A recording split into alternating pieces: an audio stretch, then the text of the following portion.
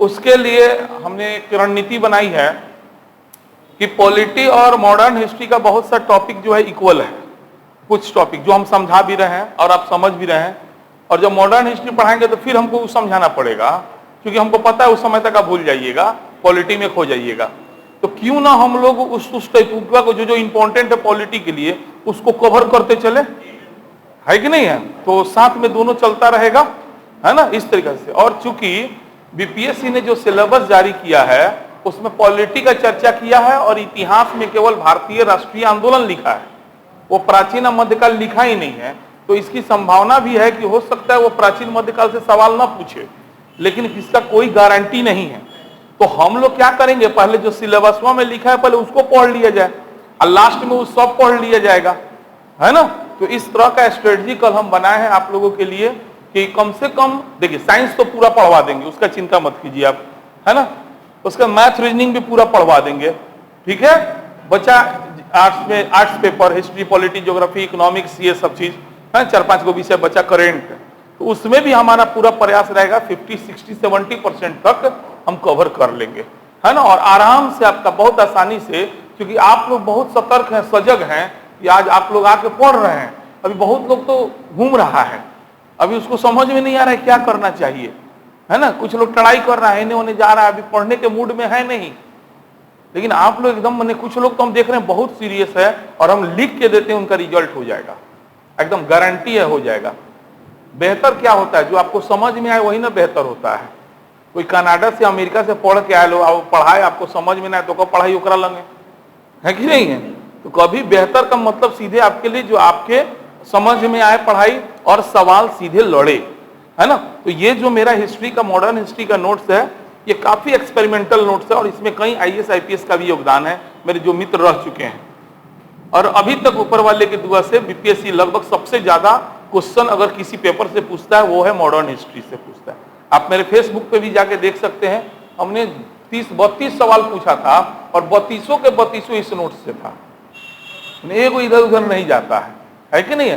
तो पूरे विश्वास के साथ कोई भी एग्जाम देने जा रहे हो और मॉडर्न हिस्ट्री पेपर है, राष्ट्रीय आंदोलन पेपर है, इसको घोर के पी के जाइएगा। कह रहे हैं इससे बाहर सवाल नहीं जाएगा तो नहीं जाएगा, विश्वास करके पढ़ना सीखिए, है ना। इस तरीके से यह बात इसलिए कह रहे हैं क्योंकि आप इसको 10 बार पढ़िएगा। हम तो ऐसा अभी मात्र 2-3 क्लास हुआ है, उतना ही क्लास में कितना समझा दिए, देखिए आज आपको आउटपुट दे रहे हैं। अभी तक आप इनपुट किए ना, मतलब आपके अंदर दिमाग में हौच पौच चल रहा होगा कि हम ये सर ये पढ़ा दिए, इतना लंबा लंबा कहानी, लगभग मॉडर्न हिस्ट्री रफली एक बार समझा दिए, उसमें से कितना याद है इसका तुरंत हम नमूना पेश करने जा रहे हैं और आप लोग उसको उसके हिसाब से काम करते चलिए। याद है बोलना है, नहीं याद आएगा पूछना है, बात समझ गए। साइलेंट मोड में नहीं बैठना है, यहाँ पे कुछ करने आए हैं, ये बात दिमाग में रखिएगा, हाँ, एकदम साइलेंट मोड में नहीं जाना है। चलिए सब लोग पहले आधुनिक भारत निकालिए, क्योंकि जो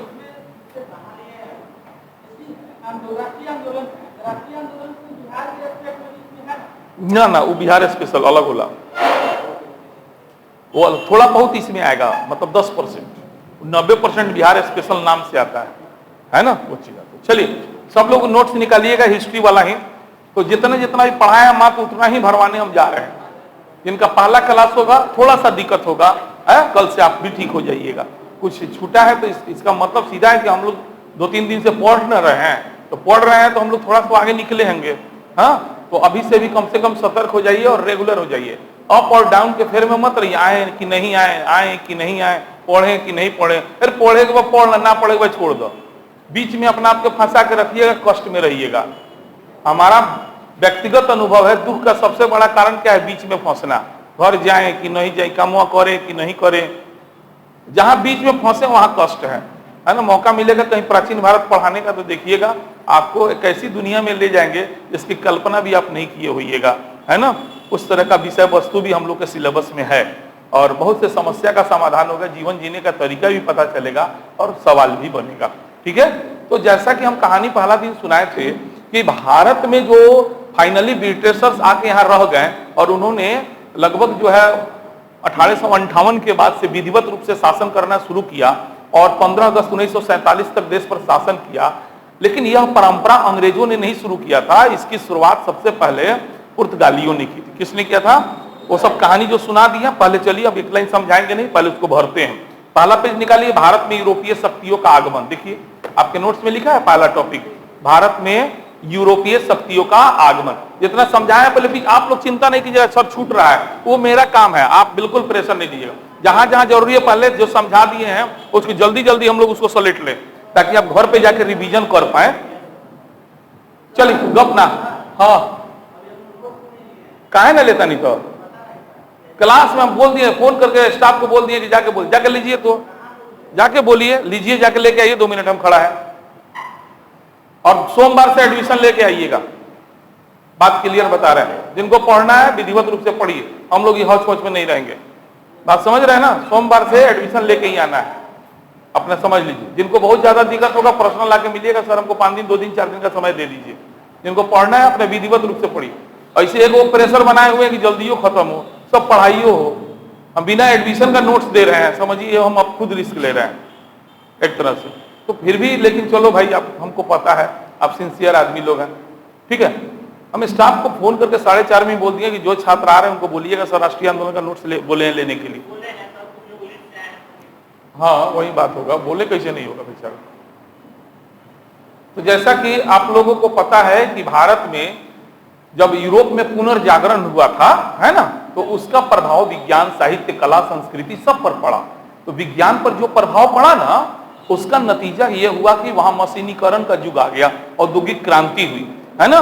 तो वो मशीन का प्रयोग केवल उद्योग धंधा में ना होकर के पनिया जहाजों में हुआ, जहाज बना, और उसके बाद वो लोग लंबा लंबा यात्रा करना शुरू कर दिया, है ना। इसी क्रम में फाइनली जो सक्सेस हुआ, ऐसे प्रयास तो बहुत लोगों ने किया भारत आने का, लेकिन जिसको सफलता मिली वह प्रथम व्यक्ति था वास्को डी गामा। कौन था? वास्को डी गामा, है ना, जो कहां का था? पुर्तगाल का। कहां का था? चलिए भरिए नोट्स निकालिए। सोने की चिड़िया कहा जाने वाला भारत प्राचीन काल से ही विदेशियों के लिए आकर्षण का केंद्र रहा है। प्राचीन काल में भारत का व्यापारिक संबंध, प्राचीन काल में शुरुआत में हम लोग का जो व्यापारिक संबंध था वो मुख्यतः यूनानियों से था। किससे था? यूनानियों से।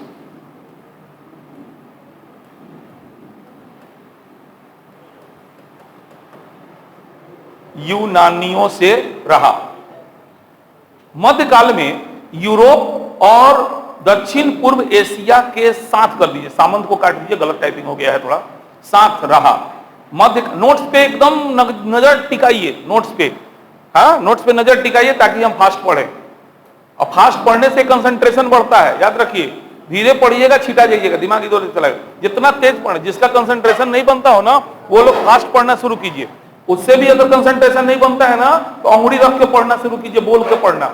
उससे भी नहीं बनता है तो लेफ्ट हैंड का अंगुली रख के पढ़ना शुरू कीजिए, देखिए आपका कंसंट्रेशन कैसे नहीं बनता है। जहां इधर उधर दिमाग गया, अंगुलियां कहीं और चल जाएगा, है ना। तो इसीलिए आपके घर में बच्चा हो, उसको अंगुली रख के पढ़ना सिखाइए, है ना, उसका शुरू से कंसंट्रेशन बन जाएगा, वो देखिएगा आगे बहुत अच्छा करेगा।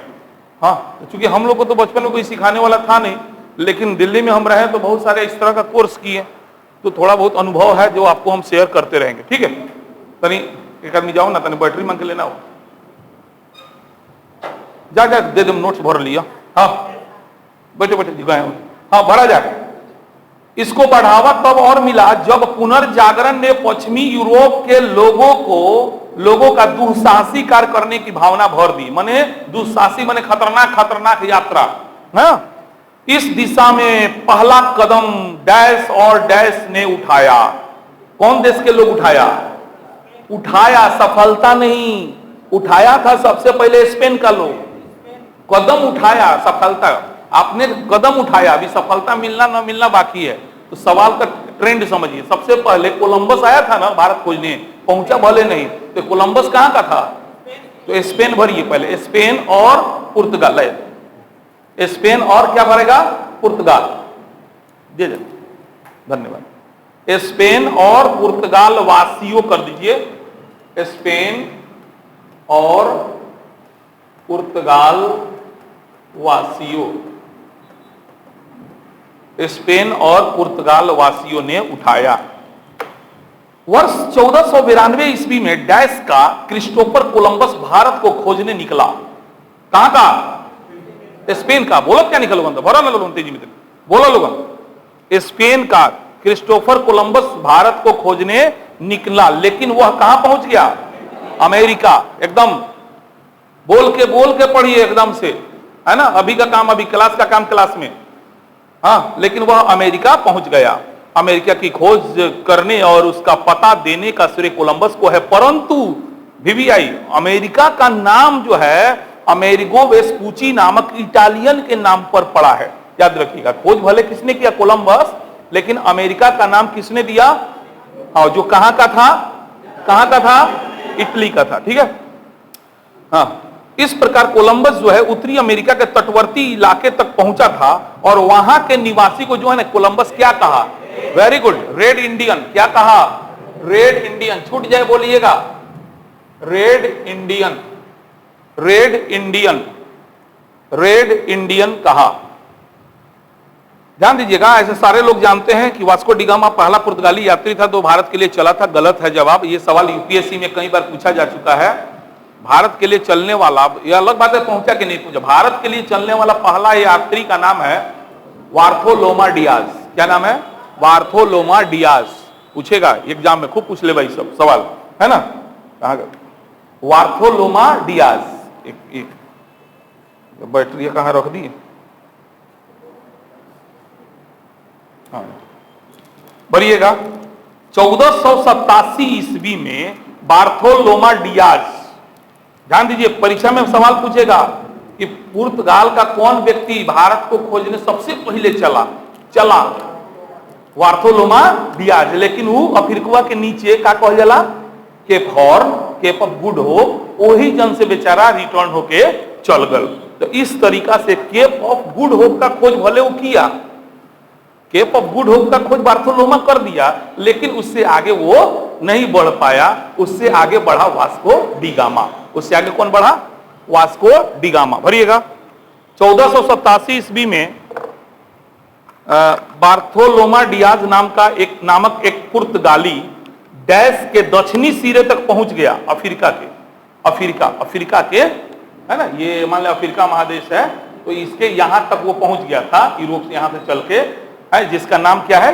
Cap of Good Hope. हाँ, भरिए, अफ्रीका के दक्षिणी सिरे तक पहुंच गए और इस जगह को डैश कहा गया। क्या नाम दिया गया? Cape of Good Hope. उसी समय इसका नाम पड़ा, केप ऑफ गुड होप है। यहां से एक आशा है कि नई दुनिया हम लोग खोज सकते हैं, लेकिन बेचारा वो भारत तक नहीं पहुंचा। तो इस तरह से भारत को खोजने निकलने वाला प्रथम पुर्तगाली व्यक्ति बार्थोलोमा डियाज कौन था?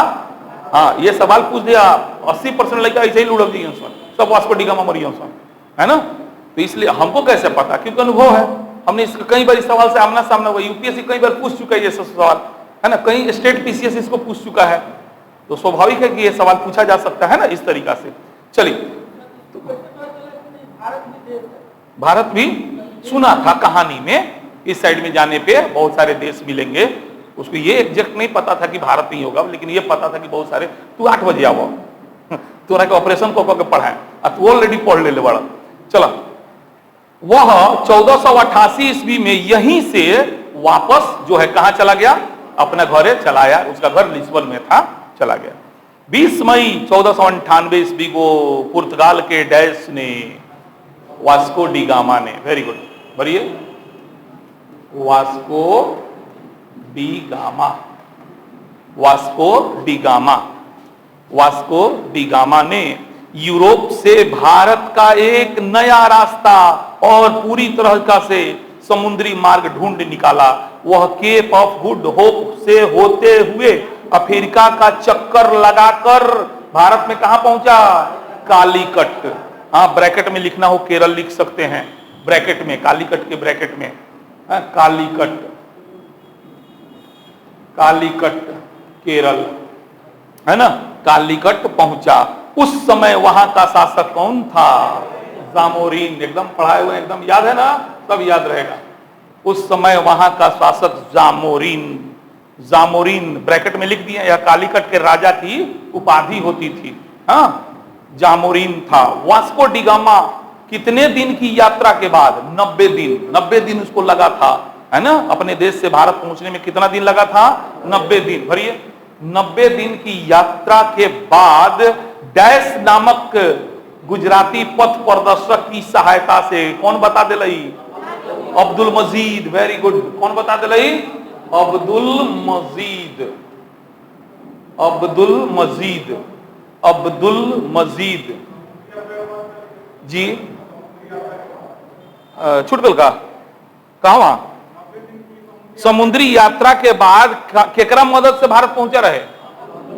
हाँ तो भरी ना, अब्दुल मजीद है, ये भरेगा बोर्डवा पर लिखनी। हाँ अब्दुल मजीद जो ब्रैकेट में लिख दिया, इसका और नाम मिलता है अब्दुल इब्न मजीद। हाँ इस तरह नामक गुजराती पथ प्रदर्शक माने रास्ता दिखाने वाला की सहायता से वो भारत पहुंचा था। वास्को डी गामा भारत से जिस माल को वापस लेकर लौटा वह उसकी पूरी यात्रा के कीमत का 60 गुना। वेरी गुड, देखिए कहानी सुनने का नतीजा है कि नहीं, कितना गुना? 60 गुना अधिक दामों में बिका। इस घटना से इतिहास में एक नए युग का शुरुआत होता है। यूरोपियों की साहस, शक्ति संपन्नता, आधुनिकता इत्यादि के अलावा भारतीयों में एकता का अभाव, दरबार में षड्यंत्र, केंद्रीय शासक का स्वयं दुर्बल होना और केंद्रीय शक्ति को दुर्बल करने की भावना, नादिर शाह का आक्रमण, अहमद शाह अब्दाली के आक्रमण, इन्हीं सब कारणों से भारत में यूरोपीय शक्ति को स्थापित करने में मदद मिली। प्रारंभ में ये यूरोपीय शक्तियां व्यापारिक कंपनी के रूप में भारत में आए। इन शक्तियों के आगमन का क्रम है ना, सबसे ये मोस्ट भी है, पूछता है सबसे पहले या सबसे अंत में, सबसे पहले कौन आया? इस तरीका से लिखा हुआ है, डॉट डॉट है ना, तो आप उसमें सन ईस्वी भर दीजिए।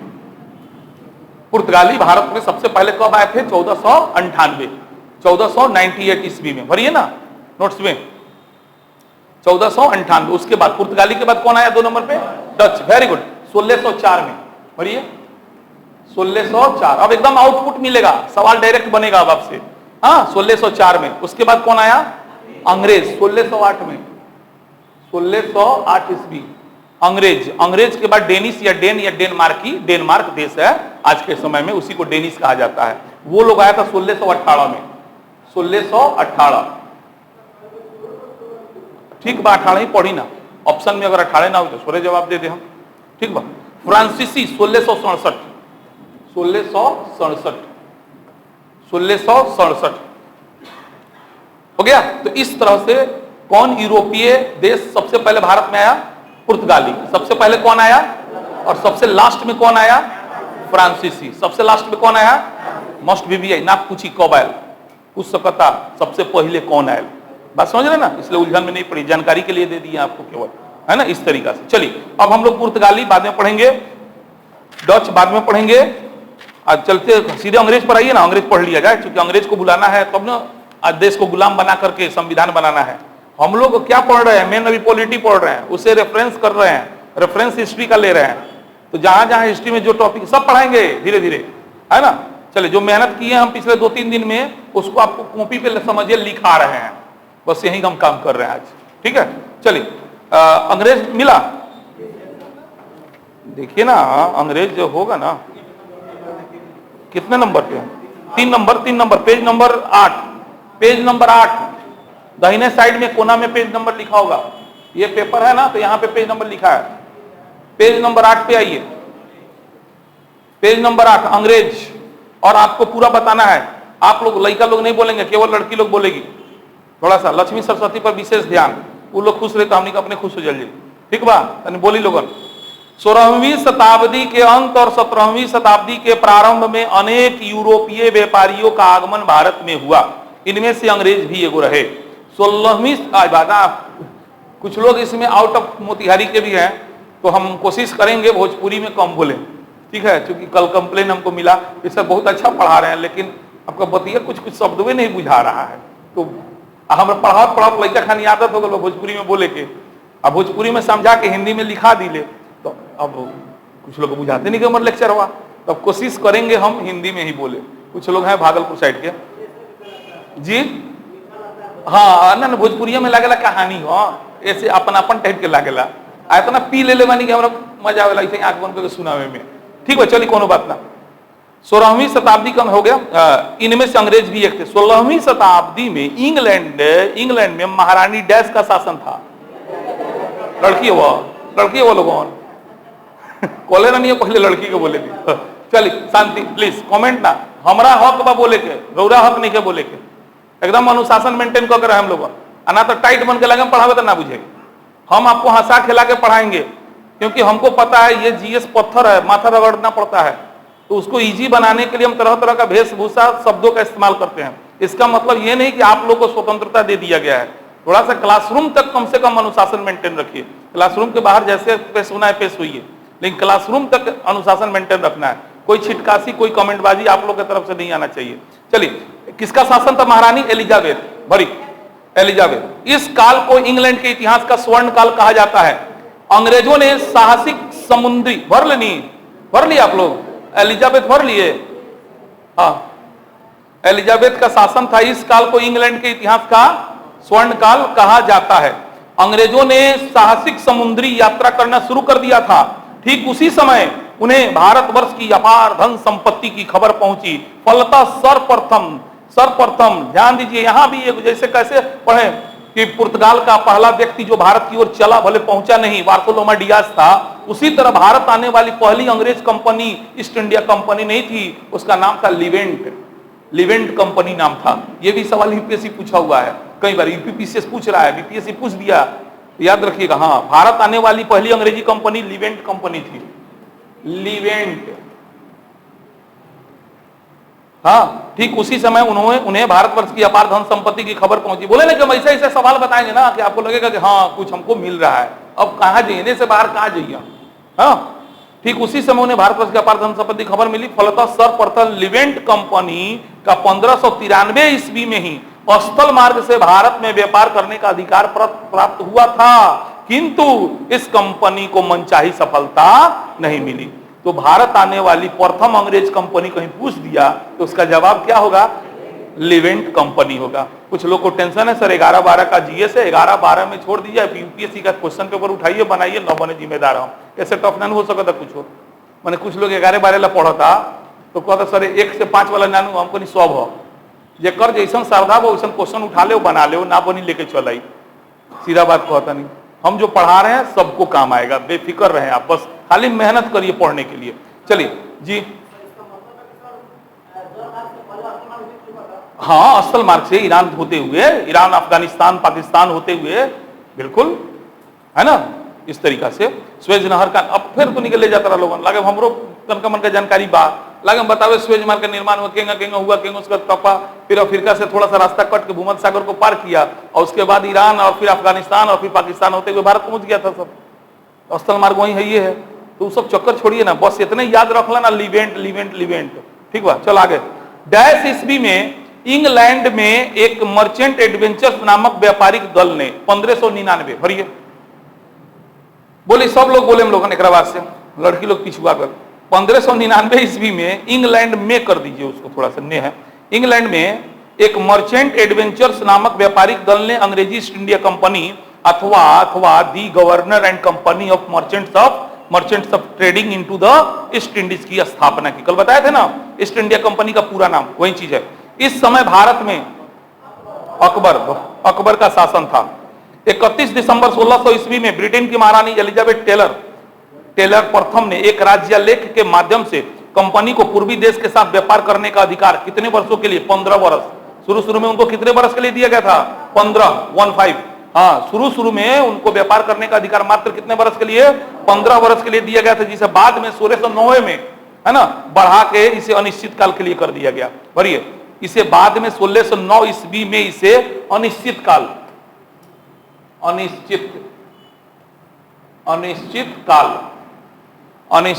के लिए बढ़ा दिया गया। ठीक है, अंग्रेजी ईस्ट इंडिया कंपनी भले 1600 में भरे, भारत तो पहुंचे 1608 में लग रहे हैं, तो कहां केंग आयल का पूरा विवरण बा। अंग्रेजी ईस्ट इंडिया कंपनी की प्रथम समुद्री यात्रा 1601 ईस्वी में जावा, सुमात्रा और मोरक्को के लिए हुआ। 1604 में कंपनी भारत की ओर बढ़ा। 1608 में इस कंपनी ने भारत के पश्चिमी तट पर सूरत में एक फैक्ट्री खोलने का निश्चय किया। सूरत। फलतः कंपनी ने इंग्लैंड के राजा डैश के दूत के रूप में, उस समय इंग्लैंड के राजा थे जेम्स प्रथम। राजा कौन थे? जेम्स प्रथम। तो उसी के दूत बन के कौन जहांगीर के दरबार में गया था? हॉकिंस। हाँ, तो इंग्लैंड के राजा, भर लेनी, जेम्स प्रथम के दूत के रूप में कैप्टन हॉकिंस को तत्कालिक मुगल सम्राट कौन? जहांगीर। वरी तत्कालीन मुगल सम्राट जहांगीर, तत्कालीन मुगल सम्राट जहांगीर से आज्ञा लेने के लिए 1609 ईस्वी में मे के ऊपर वो क्या करी, मे के बाद में हैंग एरो बना दी और लिखी आगरा। क्या लिखे हम? आगरा। मे के बाद एरो बना दीजिए, ऊपर लिख लीजिए, जगह नहीं होगा तो। माने उस समय जहांगीर कहां था? कहां था? आगरा। ये भी सवाल पूछ सकता है ना? हाँ, तो भरिए तो हाँ, आगरा भेजा। किंतु जहांगीर ने सूरत में फैक्ट्री, ध्यान दीजिए, अब रियल बात आई। ऐसे कहने को कहानी में सुना दिया जाता है कि जहांगीर अनुमति दे दिया, जहांगीर अनुमति नहीं दिया। जहांगीर कहा वहां पे हम पहले पुर्तगाली की अनुमति दे दिले बनी, तो तू जो लड़ ओकरा के हरा दे, अनुमति बा। माने कहने का मतलब वो उसका मेंटली रूप से वो उसको अनुमति दिया, लेकिन चूंकि पहले वो पुर्तगाली को अनुमति दे दिया था। समझ रहे हैं कहानी? तो ये थोड़ा विस्तृत, थोड़ा सा डीपली अध्ययन है, तो इसलिए जहांगीर डायरेक्ट अनुमति नहीं दिया। ये कई बार ये सवाल आया है, क्वेश्चन बैंक को देखिएगा तब समझ में आएगा ये सब चीज।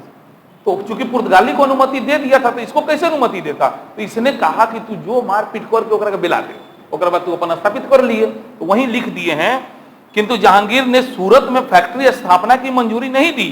फलतः 1611 ईस्वी में डैश के विरोध के बावजूद, कौन विरोध करेगा वहां फैक्ट्री स्थापना से? पुर्तगाली। कौन विरोध करेगा? पुर्तगाली। भरिए पुर्तगालियों के, पुर्तगालियों के विरोध, पुर्तगालियों के विरोध के बावजूद अंग्रेज अधिकारी कैप्टन मिडल्टन सूरत के समीप एक जगह है स्वाली पहुंचा और मुगल गवर्नर से वहां व्यापार करने की अनुमति पाने में सफल हो गया। कैप्टन थॉमस बेस्ट द्वारा सूरत के बंदरगाह की विजय, यही थॉमस बेस्ट है जिसने पुर्तगालियों से सूरत के बंदरगाह को जीता था, है ना? ये सवाल उम्मीद है नहीं आना चाहिए, बहुत डीपली स्टडी हो गया, लेकिन फिर भी जानकारी रखिएगा कि किस अंग्रेज गवर्नर ने, किस अंग्रेज अधिकारी ने सूरत को पुर्तगालियों से जीता। तो थॉमस बेस्ट, क्या नाम आता है?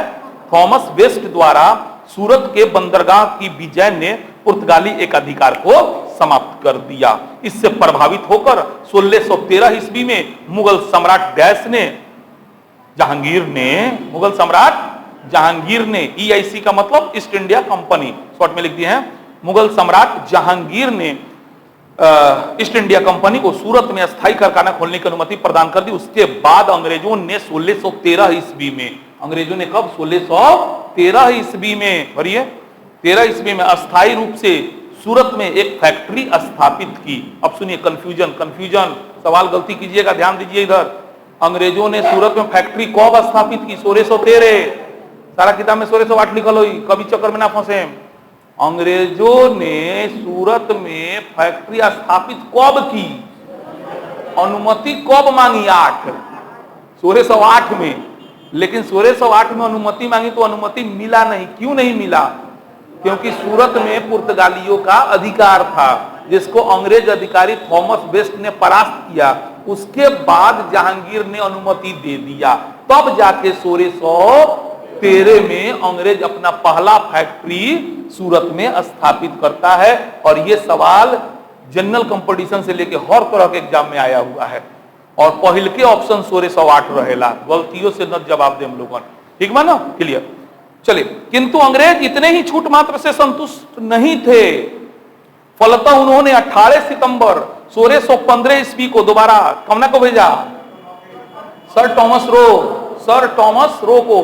1615 में किसको भेजा? सर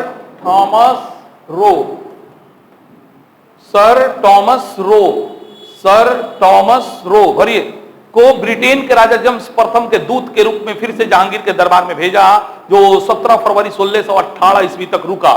10 जनवरी 1616 को सर टॉमस रो अजमेर में, कौन जगह? हॉकिंस कहां? आगरा में। सब सवाल है, सब क्वेश्चन है कि हॉकिंस जहांगीर से कौन जगह मिला? आज टॉमस रो कहां मिल रहा है? अजमेर में, है ना? अजमेर में जहांगीर के दरबार में उपस्थित हुआ। इस दौरान सर टॉमस रो ने मुगल शासक के साम्राज्य के विभिन्न हिस्सों में व्यापार करने और किला बनाने की अनुमति प्राप्त कर ली। 1619 ले अंग्रेज जो है अहमदाबाद, बड़ौच, बड़ौदा, आगरा इस सब में व्यापारिक केंद्र स्थापित कर लिया था। इन सभी व्यापारिक केंद्रों का नियंत्रण जो है मेन सेंटर सूरत से होता था। दक्षिण भारत में मोस्ट वीवीआई, दक्षिण भारत में ईस्ट इंडिया कंपनी ने अपना पहला कारखाना 1611 ईस्वी में कौन जगह? मसूलीपट्टनम में। कौन जगह? मसूलीपट्टनम, बड़ी मसूलीपट्टनम और पेट्टापुली में। इस तरह से अगर सवाल घुमा दे कि अंग्रेजों ने अपना पहला फैक्ट्री भारत में न्यूट्रली कहां स्थापित किया, मसूलीपट्टनम, सूरत जवाब नहीं होता है। भारत में अंग्रेजों ने अपना पहला फैक्ट्री सूरत में नहीं, कहां किया था? 1611 में। सूरत में तो 1613 ना हो गया था। इसलिए खूब अध्ययन कीजिए, हमारा पर प्रश्न खड़ा ना, चुपचाप बात जे कहीं मान लो लोगों अनाथ साल भर बाद फिर मन बल लोगों। ये सब हमनी के प्रयोग कह के सब कह के देख ले बानी। सब बात समझ में आवता नु? एमे कुछ लोग हेंगा ताकत आज ले हेंगा पढ़ले रहनी कोनो हेंगा उन पहले के जरूरत नहीं के। जे कहीं आंख बंद करके हमनी के तो हिंदू धर्म में बानी मानी, जो भी धर्म है मेरा, तो हिंदू धर्म में एगो विशेषता है, पत्थर में भगवान मान लिया ला, हम तो इंसान बानी। जे कहीं से मान ली लोगन, गलत पढ़ावत नहीं, गलते पढ़ी लोगन, चुपचाप जाके परीक्षा दी लोगन, ओकर जिम्मेवारी हमर बा। बात समझ रहे हैं ना? इस तरीका से ई ना कि मसूलीपट्टनम वाले सूरत पढ़त रही है। सूरत में 1613 मसूलीपट्टनम में 1611 ही में, तो पहला कौन होगा? फिर अब बोली, कुछ बोले के चाहते आए जी? कहा? मसूलीपट्टनम उस समय का वहां का स्थानीय राजा होगा, वो दिया होगा अपने लोगों ने। बानू हमरा के ले जाम फिर दूसरे दुनिया में, हम बुझाता नहीं है नु। गोलकुंडा लिख, वहां का राजा था ना, मसूलीपट्टनम का जो राजा था, जो उसका संभवतः गोलकुंडा वाला एरिया में पड़ता है, वो सब एरिया है ना, तो वहीं का राजा दिया होगा। चलिए, तो दक्षिण भारत में ईस्ट इंडिया कंपनी ने अपना पहला कारखाना 1611 ईस्वी में कहां पे? मसूलीपट्टनम और पेट्टापुली में स्थापित किया। यह गोलकुंडा राज्य का बंदरगाह था, तो स्वाभाविक है कि गोलकुंडा का राजा उसको अनुमति दिया होगा। चलिए, 1632 में अंग्रेजों ने गोलकुंडा के सुल्तान से एक सुनहरा फरमान, ये सब क्या होता है? आज्ञा। फरमान माने आज्ञा प्राप्त करके 500 पैगोडा वार्षिक कर अदा करने के बदले गोलकुंडा राज्य में स्थित बंदरगाहों से अपना व्यापार करने का एक अधिकार भी प्राप्त कर लिया। 1632 तक आते आते अंग्रेज दक्षिण भारत में जो गोलकुंडा में जितने बंदरगाह थे, उन सारे बंदरगाहों से व्यापार करने की अनुमति प्राप्त कर लेती है। उसके बाद आते हैं पूर्वी भारत में, हो गया। पश्चिमी भारत में सूरत, दक्षिणी भारत, ऑब्जेक्टिव याद करो। पूर्वी भारत, सॉरी, पश्चिमी भारत में कौन जगह? पश्चिमी भारत में सूरत, दक्षिणी भारत में मसूलीपट्टनम, अब पूर्वी भारत में आई, भरिए। पूर्वी भारत में अंग्रेजों ने अपनी पहली फैक्ट्री, पूर्वी भारत में अंग्रेजों ने अपनी पहली फैक्ट्री 1633 ईस्वी में उड़ीसा, भरिएगा, उड़ीसा में ना, उड़ीसा की जगह एग्जैक्ट याद रखिएगा, उड़ीसा के बालासोर और हरिहरपुर में, है ना। पूर्वी भारत में अब सवाल बन जाता है, कहीं तोड़ के पूछ दे कि अंग्रेजों ने पूर्वी भारत में अपनी पहली फैक्ट्री कौन जगह स्थापित की, तो हरिहरपुर और बालाकोट, बालासोर में। 1639 में फ्रांसिस डे नामक अंग्रेज को चंद्रगिरी के राजा से उसको मद्रास भी मिल गया, भरिए मद्रास। 1639 ईस्वी में फ्रांसिस डे नामक अंग्रेज को चंद्रगिरी के राजा से मद्रास है ना, पट्टे पर प्राप्त हो गया। यहीं पर अंग्रेजों ने फोर्ट सेंट जॉर्ज नामक किले की स्थापना करवाया था मद्रास में। तो पूछेगा फोर्ट सेंट जॉर्ज किला कहां है? मद्रास में। 1641 में कोरोमंडल तट पर फोर्ट सेंट जॉर्ज कंपनी का मुख्यालय बन गया। चलिए, अगला कहानी आप सबको पता है। 1661 ईस्वी में पुर्तगालियों ने अपनी राजकुमारी कैथरीन ब्रेगांजा का विवाह ब्रिटेन के राजकुमार, एग्जैक्ट नाम दे दिए, चार्ल्स द्वितीय, क्या नाम था उसका? चार्ल्स द्वितीय से करके डैश को दहेज के रूप में, कौन जगह को? बंबई को। कौन को? बंबई को। कौन को? बंबई को दहेज के रूप में दे दिया। राजकुमार चार्ल्स द्वितीय ने 1668 ईस्वी में बंबई को क्या किया? 10 पाउंड के वार्षिक किराए पर किसको? ईस्ट इंडिया कंपनी को दे दिया। इस प्रकार ईस्ट इंडिया कंपनी को बंबई के रूप में भी एक बड़ा बंदरगाह प्राप्त हो गया, जो व्यापार में साम्राज्य विस्तार के दृष्टिकोण से एक बहुत ही महत्वपूर्ण स्थल था। बंगाल में अंग्रेजों ने अपनी पहली फैक्ट्री 1651 बंगाल में अंग्रेजों ने अपनी पहली फैक्ट्री कब स्थापित की थी? 1651 में ब्रिजबैन के नेतृत्व में हुगली में, कौन जगह हुगली में स्थापित किए। 1651 ईस्वी में ही बंगाल के सूबेदार शाह सुजा ने विशेष फरमान द्वारा 3000 वार्षिक कर के बदले कंपनी को बंगाल, बिहार और उड़ीसा से मुक्त व्यापार करने की अनुमति प्रदान कर दी। 1688 ईस्वी में ईस्ट इंडिया कंपनी ने अपनी शासन व्यवस्था के उद्देश्य से सर जॉन चाइल्ड के नेतृत्व में मुंबई और पश्चिमी तट की मुगल बंदरगाहों का घेरा डाल दिया, किंतु डैश की सेना ने उसे परास्त कर दिया। अब देखिए सबका मन बढ़ते जा रहा था, पूरा घेरा डाल लिया। तो उस समय शासन था औरंगजेब का। इसका शासन था औरंगजेब का। तो भर लीजिए, औरंगजेब की सेना ने उनको क्या किया? परास्त कर दिया। औरंगजेब की सेना ने उनको क्या किया? परास्त कर दिया। सर जॉन चाइल्ड ने औरंगजेब से माफी मांगी और हर्जाने के रूप में 1.5 लाख रुपया भी दिया। 1686 में अंग्रेजों ने हुगली में लूटपाट मचा दिया, सब हुगली में। अब देखिए उसका मनोबल बढ़ रहा है, लेकिन औरंगजेब है, नहीं मानेगा, ठीक कर देगा उसको, ठीक है। 1686 में अंग्रेजों ने कौन जगह? हुगली में, वीवीआई है, हुगली में लूटपाट की। फलतः औरंगजेब ने उन्हें परास्त करके हुगली से भागा दिया। 1690 में मोस्ट वीवीआई जॉब चौरनौक के नेतृत्व में सूतानती में एक कारखाना स्थापित किया। इसी जॉब चौरनौक ने कालीकट, गोविंदपुर, सूतानती इसको मिला करके ही आधुनिक कोलकाता बना दिया था। इस तरह कोलकाता का संस्थापक किसको माना जाता है? जॉब चौरनौक को माना जाता है ना। तो किसको किसको मिला के बनाया था? तो जॉब चौरनौक ने कालीकट, गोविंदपुर, सूतानती को मिलाकर आधुनिक कोलकाता, आधुनिक कोलकाता की नींव डाली। कालांतर में यहीं पर फोर्ट विलियम की स्थापना की गई। फोर्ट विलियम का पहला प्रेसिडेंट सर चार्ल्स आयर को नियुक्त किया गया था और 1700 ईस्वी में यह पहला प्रेसिडेंसी नगर घोषित हो गया। इस समय तक भारतीय शासकों की कमजोरी अंग्रेजों के समक्ष प्रकट होने लगी थी।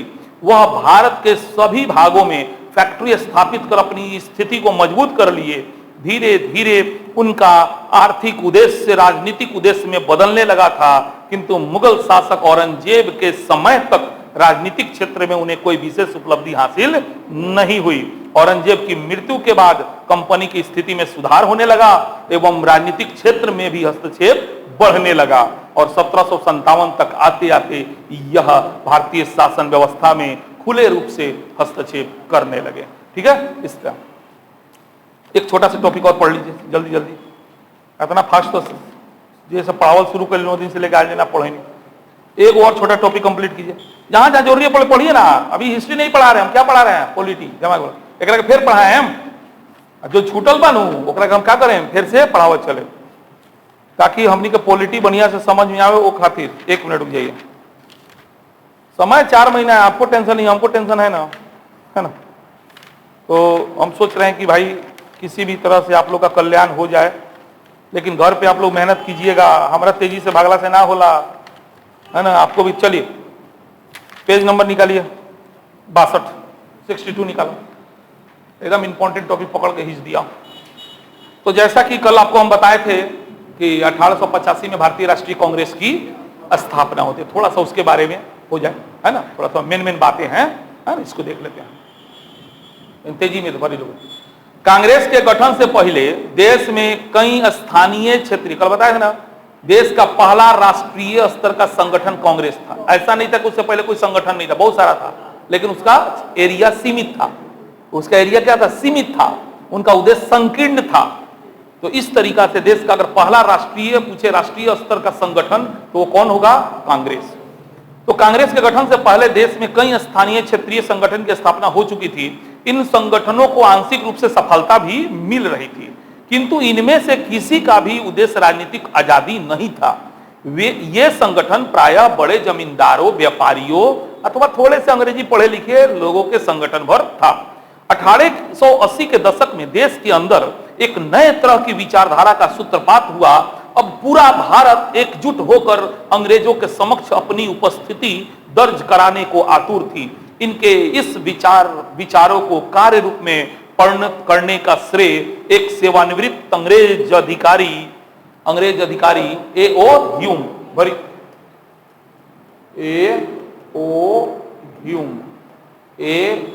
ह्यूम को जाता है। कल कहानी सुना थे ना कि किस तरह से डफरिन ने उनको चढ़वा के भारतीय राष्ट्रीय कांग्रेस को स्थापित करवाया था, उसी को लिखा दे रहे हैं, समझिए।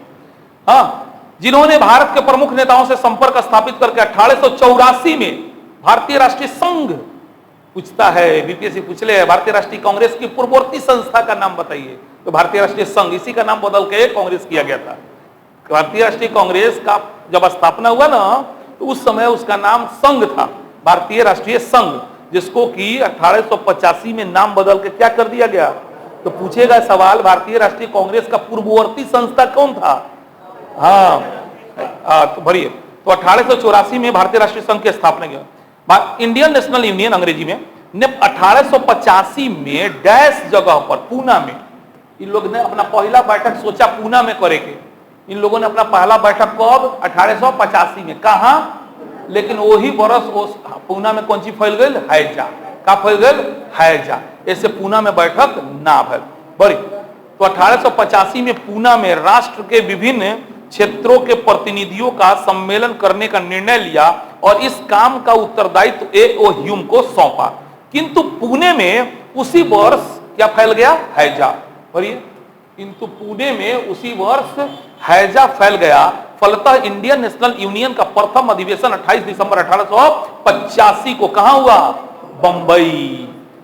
कई बार पूछेगा बंबई में कहा, तो बंबई स्थित गोकुलदास तेजपाल, देखिए ना नोट्स में, गोकुलदास तेजपाल संस्कृत विद्यालय में आयोजित किया गया। इस सम्मेलन में भारत के सभी प्रमुख शहरों के प्रतिनिधियों ने भाग लिया। इसी सम्मेलन में डैश के सुझाव पर भारतीय राष्ट्रीय संघ का नाम भारतीय राष्ट्रीय कांग्रेस किया गया। यह सुझाव, वेरी गुड, दादा भाई नौरोजी। किसने सुझाव दिया था? दादा भाई नौरोजी। वेरी गुड, दादा भाई नौरोजी के सुझाव पर, दादा भाई नौरोजी के सुझाव पर संघ का नाम क्या कर दिया गया? कांग्रेस कर दिया गया। चलिए, कांग्रेस का जो पहला बैठक हुआ था बंबई के गोकुलदास तेजपाल संस्कृत विद्यालय में, उसकी अध्यक्षता किसने किया था? व्योमेश चंद्र बनर्जी, शॉर्ट में WC बनर्जी। भरा लो, कंटिन्यू।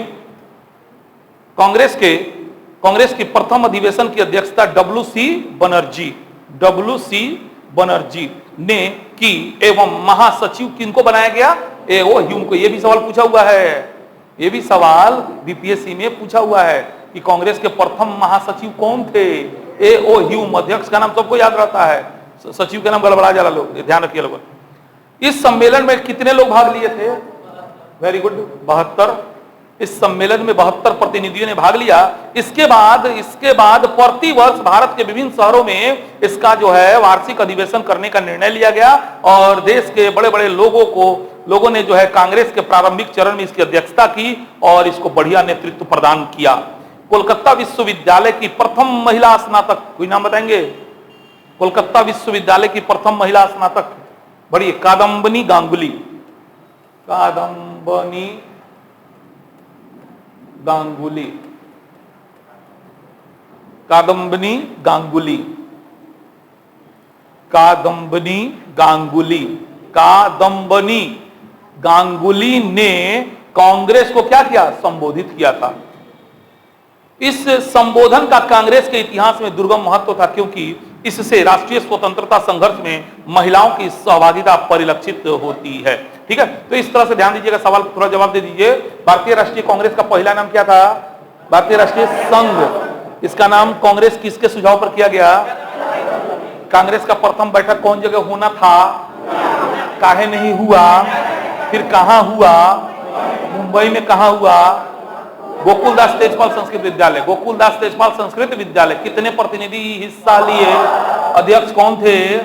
WC बनर्जी। अध्यक्ष कौन थे? महासचिव कौन थे? ए.ओ. ह्यूम। कौन थे?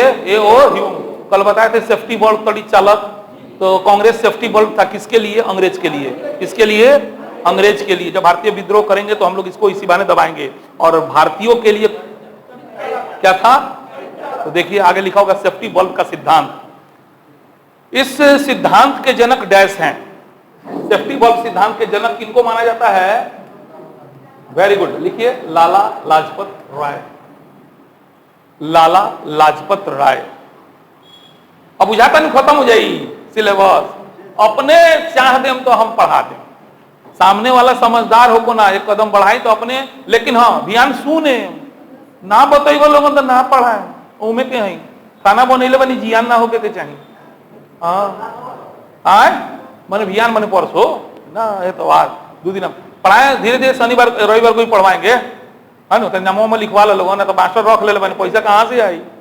हाँ भाग जी बोलो हम जानते नहीं पुनः सोमार के नाम लिखवा लिया लोगों जरा जरा पढ़े के चुपचाप बात क्लियर कहते ओकरा बाद हमनी के स्पीड देखो एकदम आराम से बुला बुला के शनिचर इतवार सब दिन पढ़वा देंगे टीचर रख करके। अब बुलाएंगे तो उस पैसा कहाँ से देंगे, इज्जत चला जाएगा कि नहीं मेरा। सर 5 दिन पढ़वा लिए बेला दिए अब पूछते नहीं ना बड़ा माथा पर टेंशन है। अच्छा ऑफिस में बतिया पढ़ ली पहले। इस सिद्धांत के जनक कौन थे? लाला लाजपत राय। इनके अनुसार डैश के निर्देश पर ए.ओ. ह्यूम ने कांग्रेस की स्थापना की। किसके? बात मर्दे नाम बताओ। डफरीन, काले से चिल्लाता नहीं, डफरीनवा सिखैले रहे। डफरीन उस समय वायसराय रहलन, डफरीन उस समय का रहलन उहे सिखैलन। तो डफरीन के निर्देश पर ए.ओ. ह्यूम ने कांग्रेस की स्थापना इस उद्देश्य से की थी कि भारतीय जनता में पनपता या बढ़ता असंतोष किसी भी समय उग्र रूप धारण ना कर ले और असंतोष की ज्वाला को बिना किसी खतरे के कांग्रेस रूपी सुरक्षा बल्ब से सहज रूप से निकाला जा सके। कल बहुत बढ़िया समझाया है, समझ आ रहा है ना। चलिए तो ठीक है, आप लोगों ने सेफ्टी बल्ब बनाया हम लोग कांग्रेस को, तो हम लोगों ने इसको क्या बना दिया। तो जब आप कोई सजा दीजिएगा, अंग्रेज कोई सजा भारतीयों को देगा, तो हम लोग कांग्रेस को कहेंगे जो ना तोरे बड़ा प्रशंसक हम बचा ले। तो हम लोग उसका इस्तेमाल कैसे करेंगे? तड़ित चालक के रूप में भरिए। जहां अंग्रेजों ने कांग्रेस की स्थापना सेफ्टी बल्ब के रूप में किया, वहीं भारतीय राष्ट्रीय कांग्रेस के सदस्यों ने इसका प्रयोग किस रूप में? तड़ित चालक के रूप में किया, जिससे आंदोलन पर गिरने वाली सरकारी दमन की बिजली को रोका जा सके। चलिए आज के लिए बहुत हो गया ठीक बा। याद करके सोमवार के 5 बजे से आए लोगन, अगला सप्ताह से कोशिश करम संडे के भी क्लास चले ठीक बा। ओकरा बाद वाला सप्ताह से 2 घंटा के जगह 3 घंटा हो, धीरे धीरे है ना। एक सप्ताह बाद से ये क्लास का अवधि हो जाएगा 3 घंटा और 7 दिन है ना। इस तरह तब तक नोटिफिकेशन भी थोड़ा आ जाए ताकि आप लोग में तनी चार्ज हो जाइए। अभी ना एकदम सही बात, जैसा आप लोग कहेंगे वैसा ही चलेगा। सोमवार से क्लास चली, ध्यान छोटी तुम्हारे ना हम आदमी मौका भी लोग ठीक बात। तो सोमवार को 5 बजे से आइएगा आप लोग, और जिनको पढ़ना ही है आखिर आगे पीछे से एडमिशन लेवे कर लोग अपन जगह पढ़े तो अपन एडमिशन ले लो, अपन नियम से आवा लोगन बैठा लोगन पढ़ा लोगन, ताकि हम लोग पढ़ाई में रहे कि ना भाई जिम्मेवारी पैसा दीजिएगा तब ना जिम्मेवारी हो। अभी तो काम भी दे भाई कौन जा होता है, पैसा जमा करिए अपना और भी थोड़ा लोगों को बताइए पढ़ाई ठीक लग रहा हो तो, ना लग रहा हो बिल्कुल हमारे पास नहीं चले ऐसा नहीं, लेकिन अगर अच्छा लग रहा हो तो जरूर लोगों को बताइए, क्योंकि बहुत लोगों को पता नहीं है। और प्रचार तो हम कराते नहीं है, काहे नहीं कराते हैं, क्योंकि हमारे स्टाफ प्रचार आप लोग हैं, आप लोग मेरे लिए साल भर सलमान खान है, आप लोग कर दीजिए मेरा प्रचार। आप लोग से बड़ा प्रचार कौन हो सकता है? पोस्टर स्टिकर और कॉम्पोरेट और खेला थोड़ा सा आप लोग ध्यान दीजिए।